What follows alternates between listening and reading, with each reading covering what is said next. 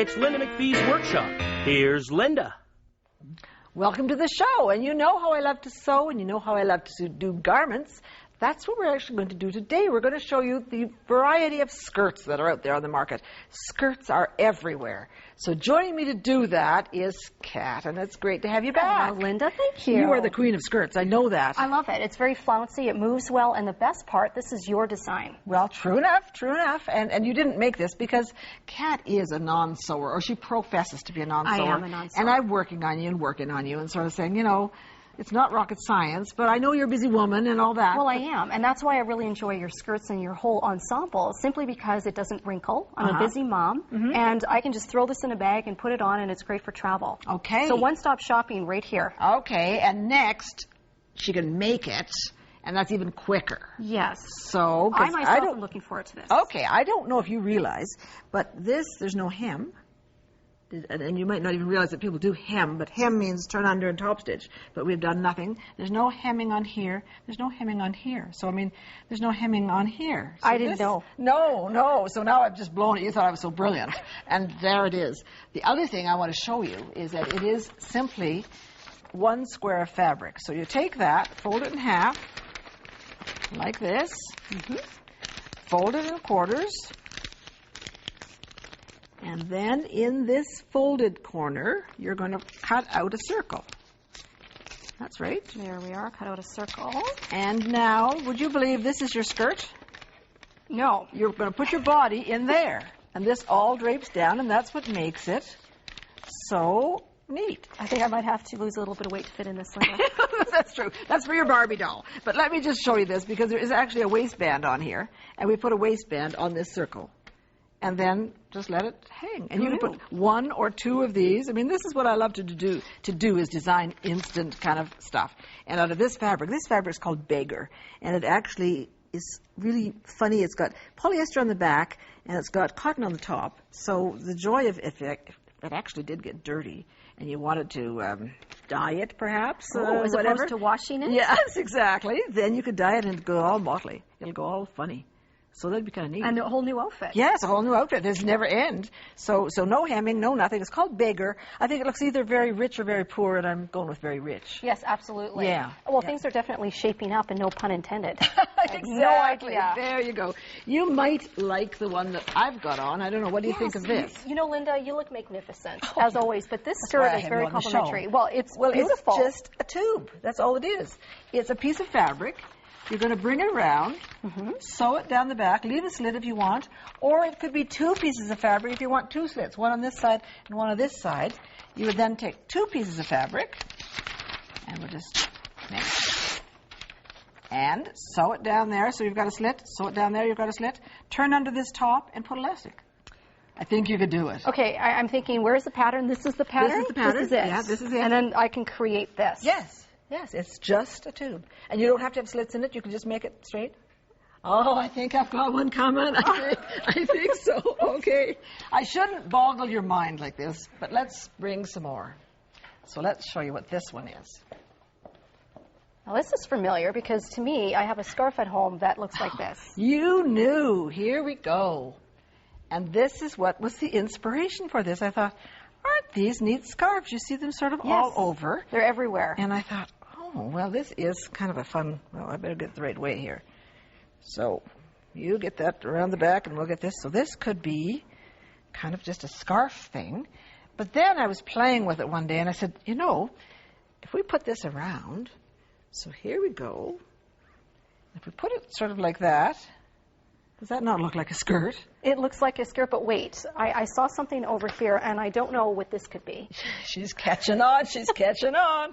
This is the waistband. Well, I just matched it to her top, so I thought it went well. Okay, so if you hold this right here, so that's there we the go. Waistband. And here is the waistband. So here we've got one piece that'll go here. Right. We're going to sew those together at the sides and flip it down, and then sew that scarf onto that. I mean, that's it. This is stretchy, so you don't have to put any elastic in it or anything.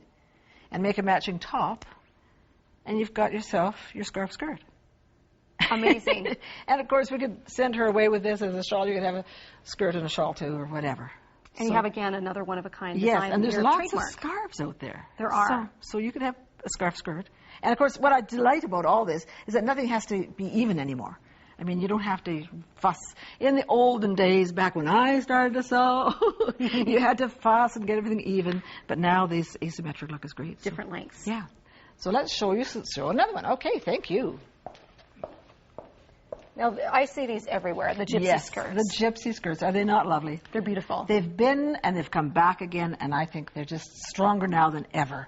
So the whole idea of this is that there's a straight piece at the top, and then there's little ruffles. And these ruffles can all be the same color. They could be different colors. They could be all trimmed with pieces of braid, trimmed with rickrack, trimmed with different things. I love the whole outfit, and it just kind of flows. It just swing with that. I see it, but I don't really know how it's put together, Linda. It's a little bit more complicated, so I won't just sort of do that one on the spot. I think we better go back. Okay, and I'll show you how to do this one. Thank you so much. So, yes, in this, well, here is, you'll see another skirt. Gorgeous. Here it is. This is a beautiful color as well. It is, yeah. So that, it's just a scarf at this stage, but it could be a skirt. So that's that one. Taken into consideration. But if you're going to do one of the gypsy skirts, you want to have something fairly light and filmy and, you know, nothing too stiff, because it's going to look like a board and it's not going to work. So that's the secret. I think so often with beginner sewers is that you're not sure what fabric to use with. You know, you see something, you like it, but you don't quite know. So that's the secret to this, is to make it nice and light. Okay. So we're going to have to gather. And you might not understand about gathering. Except at the dinner table on Sunday? Okay. Yeah, we've got a new one here. We've got a brand new one. So what I want you to think about is, how am I going to get a straight piece of fabric into ruffles, like gathers? That's what gathering is. So normally you take your sewing machine and you'd sew a stitch and you'd pull that thread and you'd kind of gather it. So that's how you do it. But we've got a new machine, not a new machine, but maybe new to you. It's called a serger, and you were kind of interested in it, so I'm thinking that we should get you doing it, because we've done this automatically on the serger, so you don't have to fuss anymore. Now, when you say serger, what does that mean? It's the name of that machine. Come over here, and it's not scary. You want me to do this? Yes, I want you to do this. So we've just taken a piece of fabric here, and we've set it up on the differential feed, and that means sometimes people serge and it starts to gather already. Well, leave it, because that's okay.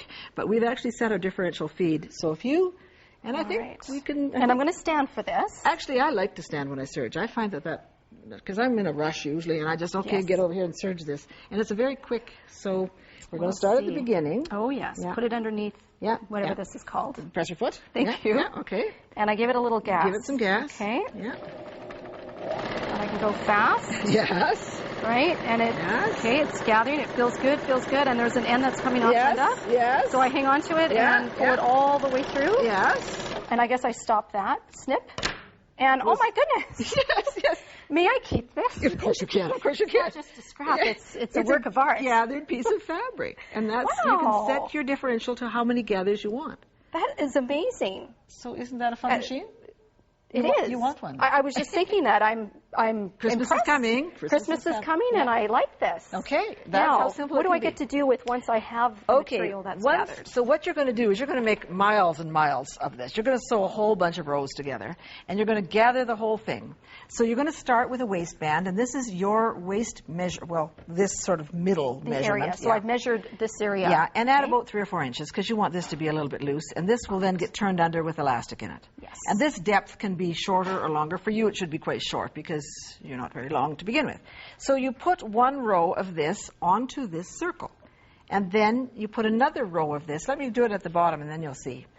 So here we are at the bottom, and we then sew this piece on. And it doesn't really matter where you start, because you're just going to sew as much fits, whatever fits. And this is why this is neat, because normally you have to make one fit. But all you're going to do here is just pin, pin, pin, till you get around to the other side, chop off. I mean, you'll be delighted with this, because as much as fits. And you don't always start your seams in the same place, you start them somewhere else, and you just keep building. And as you keep building, they get bigger and bigger, like this one. Oh, wow. So here we are. And you started at the top, and as your gathered fabric keeps getting bigger and bigger and bigger, and you can make it as long as you decide you want to make it. And you can make these in different colors. So how many inches? Is that how I'm measuring, or what am I doing? Yes. I would make these all standard, although having said that, you could make different colors. Ooh. So you could have green ones and different colors. And, of course, you could also put some trims and braids and things on this. Am I sewing this or gluing it or stapling? What am I doing? Well, you're theoretically sewing it, but I mean, in the meantime, you could do some temporary things. But basically, you do have to sew it if you want it to stay together. So, but that's the fun of this thing, is that you can do so many things. She said, how wide would this be? This would probably be about 5 inches maybe to begin with, and by the time you take the seam off and the seam off, but it doesn't really matter. It really doesn't matter. You just put on as many of these as you need to make it as long as you need. So and voila, you have a skirt. Now, what's my estimated time of sewing on this? Well, once you saw how quick that went. That was very fast. Yes, and so once you've got your miles, and I'm saying quite a bit of this, I really haven't much idea how much you need to begin with. You just start going, and then you'll get an idea. And if you run out of one, you could actually use 2 or different ones. Yes. So use a light fabric. We call it our serger skirt, and it really does serge together very quickly. Because it's gathered. Mm-hmm. So the gypsy skirt is gathered. Yes, it is. Yeah, it is. And it's just flouncy, and it's just ruffly, and it's just fun. Beautiful. And aren't you wearing one of these fabulous skirts with Actually, Carol Dodd? Yes, I am. Is that I had the opportunity to talk to Carol Todd, and she's going to be on my next segment. And when I talked with her, I had on this skirt. So you'll see it in real life. Don't go away.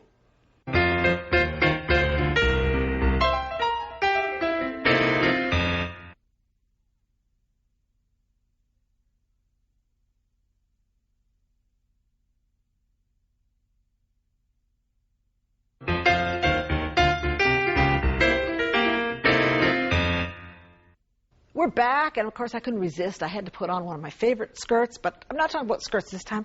I'm talking about smocking. And Carol Todd is with me, and you've been a regular. It's great to have you. Have you been, this smocking is by hand, isn't it? Have I been smocking by hand? No. I didn't think so. Maybe once in my past, a long time ago. Yeah. We've come up with ways of doing a lot of the hand arts by machines so that we have an opportunity to get them done. And I think the joy of that is that it doesn't look like it's any different. I mean, it looks the same. No, it's really, really good. Really, especially if you're using quality machine, and a machine can do it. Not all machines can do this. Okay, we've got Linda. Speaking of machines, we've got Linda Freund, who's been with us before from Rumpled Quiltskins, and we've got her sewing. So she's just going to continue sewing as we continue talking, and what she's making is one of these, isn't it? She's making what we call a sampler, and the sampler is meant, just as I say, as for a sampler, that we're going to test the stitches. Yes. Young ladies used to make samplers years and years ago that they actually kept and treasured, and that is a lovely, lovely idea. Yes. But these are to try out the stitches. Sure. And what we're going if you made it big enough, though, could you not have it as a little yoke on a little girl's dress? Absolutely. So this one here could be made into something. This could be easily made into something. I would think I'd There's be always an doing opportunity for something. Sure. Okay, Linda, it's yours. You can make it into something. Okay, all right, it's a deal. Okay. On the next show. Granddaughter, I've got a granddaughter. Yeah. Perfect. Yeah. Perfect. So we need this gizmo. I love the look of this. What does it do? This is an Amanda Jane pleater, and these have been around a long, long time. This is, if you were doing hand smocking, you'd be using this probably today also.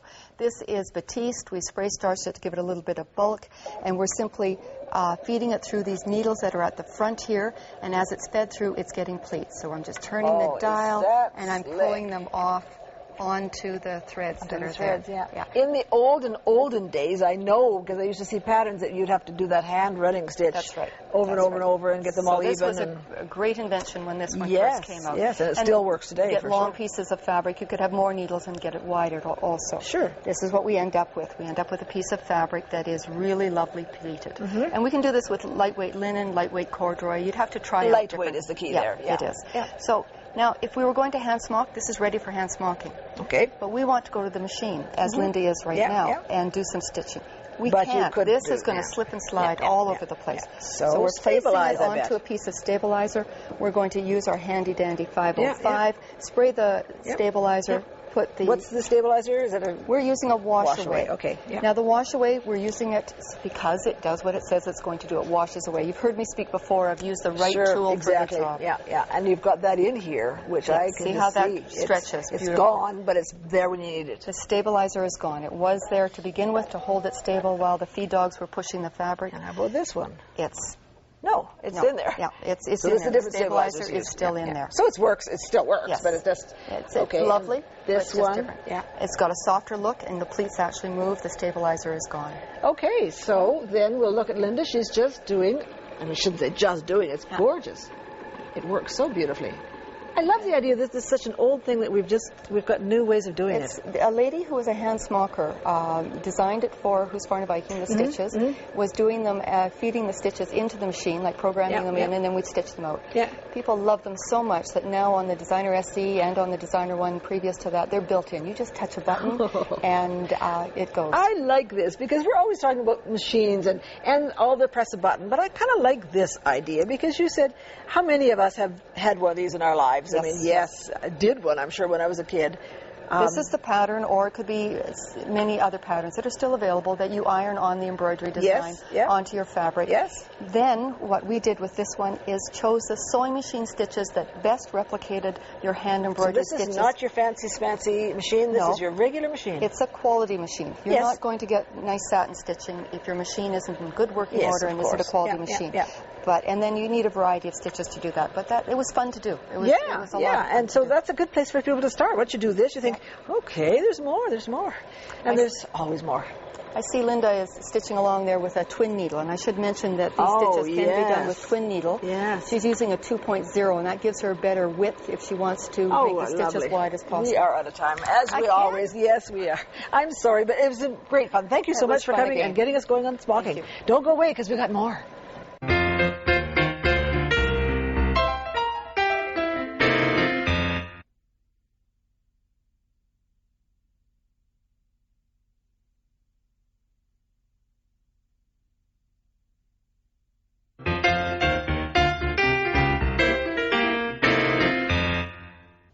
We've had such an interesting show so far. I get so excited when Kat comes because she's a non-sewer, and I just feel so good when you get somebody who doesn't really know anything about this. So excited. She wants a serger, and I should really apologize to her for that serger explanation. She asked me what a serger was, and I sort of said, well, just do it. And I thought, who doesn't know what a serger is? But there's lots of people that don't have sergers, and that probably don't know what it is. It doesn't just gather. It makes a nice overlock. There's many creative things you can do with your serger, and we're, of course, going to show them to you throughout the season. So you'll see that serger used many times. But Carol from Husqvarna was great, too, with her segment. But I have another artist with me, and I'm delighted to be joined by Madeline Bellmond. And you inspire me beyond belief. Welcome. You do things with, well, you don't, do you have a serger? No, I don't. I don't really sew. Okay, but you like fabric. I do. I love fabric. Yes. And what started, how did you get started in all this stuff? Well, I'm an artist, and I was working with watercolors and, well, different mediums, and I just couldn't get the vibrancy I wanted, or the look I wanted in my paintings. Well, sometimes you'd like maybe something that looks like this, and that would take an awful job to paint that. Yes, no kidding. Yeah, I mean, there's been some beautiful fabrics done. But anyway, I was thinking of quilting, but I knew I didn't want to quilt. Well, and quilting does also, I mean, there's good things about quilting, but it also kind of restricts you a bit, so you want to be freer than that. Well, it wasn't the sewing. I didn't want to get into the sewing part. And it was the fabrics that was fascinating. Yes, of course, And then I realized, once I realized that, then I thought, oh, I'm going to work with fabric. Yeah. I think the interesting thing is that I do go so many places, and I go to craft sales and fairs around the country, and this was my own local one in my own local town, and I went there and I saw this beautiful array of paintings, and I said, well, what was it? What did I say to you when I saw you? I said, gee, I wish this had been done in fabric or something. Yeah, because it sort of looked like fabric, but it looked like painting, and so, and then you said, well, it is fabric, and I said, wow, so I said, I have to show. I know, it was really interesting how that worked out. Yeah, because, I was so convinced that it was just paint, and you said, no, it's fabric. So this is actually one over here, this is one of your originals. I mean, when I was at the show, you have had these reproduced now in reproductions. You sell the reproductions of these, as in most artists do. Yes. But this is one of the originals that is done in fabric. They take a long time to do. So if you were just selling originals, you wouldn't. Yes, you wouldn't make. Exactly. You wouldn't sell very many. So tell me about this. Well, this is Fort Edmonton. It's the scene of Fort Edmonton at Christmas time, and Anyway, there are some, like here you can see. This That is like certainly a fabric. Yes, Yeah, different yeah. fabrics here. And then some I have painted where I wanted... Well, you wouldn't find a fabric with a fire pit on it, so That's you right. have to definitely paint that. Yes. The Christmas tree, you'd find fabric like that, all right. So, But you know, this would just have to be painted plain because you wouldn't find one that's perfect. Right, and the windows and... Sure. Yes. So I think what a good combination of fabric and painting is that if you can't find the right fabric, you paint it. Exactly. So, yeah, I mean... after I spent hours and hours looking for the right fabric, and I thought, you know, I'm better off maybe just painting. Just painting some and just making it. But I love the idea of using this, because to paint this kind of thing would just be very painful, because that would take a long yes. time. So Yes. you can then use the fabric. The sky fabric is just quite perfect. So yes, and you can add your own little, words and all this kind of thing. So how did you start? Like what's the beginning of this? I start with a canvas base to hold everything together, of and course. basically this is glued or fused or whatever way you're going to get it down there. Yes. Yeah. Okay. And I do my sketch on a transparent paper so that I can lay it over top. Okay, I can see this one is going to be this way. Is Yes. that? Yeah, so that is your sketch. And how do you, as in any artist, you come up with a sketch just by dreaming up an idea? Yeah, something pop into my head, or, Yeah. Could Could you see a piece of fabric and then have that thing, oh, that needs to be whatever? Oh, yes.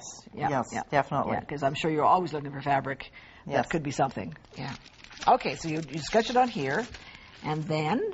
And then I Take the reverse side of that. Yes, Yeah. reverse it, and I put it onto some fusible webbing. Mm-hmm. And Interfacing, actually. You were thinking, Interfacing, yes. interfacing. And you could draw right on that. Yes. Yeah, yeah. And then I cut it out. Iron the interfacing onto this, Yes. and then cut it out. Yes, This and is then what- yeah. apply it to here. So it's sort of like puzzles. Yeah, it is. Put all these puzzles. And Yes, start from the back and work forward. Yes, yeah. Yeah. And then just glue it or get it on there in whatever way you can, Right. and just keep building on it. Yes. Interesting, interesting. This one is, I think, a combination of some of your painting and some of the fabric. Yes. It's, I believe I painted the sky, just kind of used like a watercolor technique for the sky. Mm-hmm. And as you can see, this is like the... Yeah, I can see that was, and you added some. Actually, let's look at the big ones, because the big ones are fantastic, the ones that you've got over here. Okay. So, yes, that first one, where was the inspiration from that? Oh, from Mexico. Mexico, I usually yeah. spend some time in Mexico in the wintertime. And it's just hard to believe that that's not a painting, but when you look closely at that little girl's dress, you can see that actually was the pattern in the fabric. Yes. And the bottom of the mother's skirt is actually the pattern of the fabric, but Yes. you've painted and shaded all the other kinds of things to make it just come alive. I mean, it's just absolutely fabulous. How about this one? This one's very folk artish. Yes, I get into a lot of patterns with the folk art. Yeah. And when I'm in a mood to do a lot of different patterns. Well, you like bright colors, and this is what it looks like in Nova Scotia at Christmas. All the colors, Yes. colored houses, and all the bright lights, and all the... little village scene. Yes, fascinating. Just a beautiful job. So those are the originals. Then they make prints from that, and you've made cards, and you've made all kinds of... Yeah, it's magnets, cards. Okay. Is there any end to this? No. No. Okay. It just keeps going. Yes. Thank you so much for being here. This has just been fascinating, and I hope that you got inspired, because I don't throw away scraps anyway, but you sure must not. No. See you next time on Linda MacPhee's Workshop. To receive the companion book for this series, send $19.98 to the address on your screen or call 1-888-MacPhee.